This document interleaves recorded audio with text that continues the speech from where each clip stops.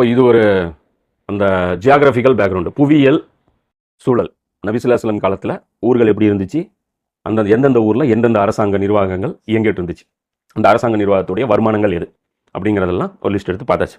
இப்போ அடுத்த விஷயம், குரானை நம்ம அண்டர்ஸ்டாண்ட் பண்ணுறதுக்கு, நபி ஸல்லல்லாஹு அலைஹி வஸல்லம் அவங்களுக்கு குரான் வந்து இறங்குனது தெரியும். எப்படி இருந்துச்சு? பயான், அல்லாஹ்வுடைய பயான். ஒரே பயானம் இறங்கிச்சா குரானு?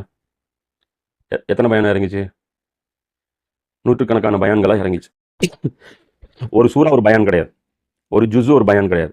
ஒரே சூறால 100 பயான் கூட இருக்கும், ஒரே சூறால 100 பயான் கூட இருக்கும், ஒரே சூறால 50 பயான் கூட இருக்கும். புரியுதா? 114 சூறா இருக்கு, 114 சூறால ஏராளமான பல 100 பயான்கள் அடங்கிடும். இப்போ இந்த பயான்கள் எப்போ வரும், எப்போ வராது? எப்போ வரும் பயான்? அல்லாஹ்ட்ட இருந்து எப்போ பயான் வரும்? ஜும்மா வருமா, இல்லை வியாழக்கிழமை வருமா, இல்லை வாரத்தில் ஒரு நாள்னு வச்சுருக்கானா, டெய்லி வருமா, மாதத்துக்கு ஒரு வாட்டி வருமா, இல்லை ரம்ஜான் மாதம் வருமா? அப்போ வராது. இது வந்து இதான் சொன்னல, ரசூலுல்லாஹ்வுக்கு ஒரு வேலை கொடுக்கப்பட்டுச்சு. அந்த வேலை படிப்படியாக வளர்ச்சி அடைஞ்சிக்கிட்டே வருது. அந்த வேலையில் ரசூலுல்லாஹ் செஞ்சுக்கிட்டே இருப்பாங்க. ஒரு இடத்துல வந்து ரசூலுல்லாஹ் ஸ்டக் ஆயிடுவாங்க. அந்த இடத்துல அதுக்கு மேலே ரசூலுல்லாஹ்னால வேலை செய்ய முடியாது, கன்ஃபியூஸ் ஆகி நின்றுக்குவாங்க. கன்ஃபியூஸ் ஆகி நிற்கும் போது அல்லாஹ்கிட்ட இருந்து பயான் வரும்.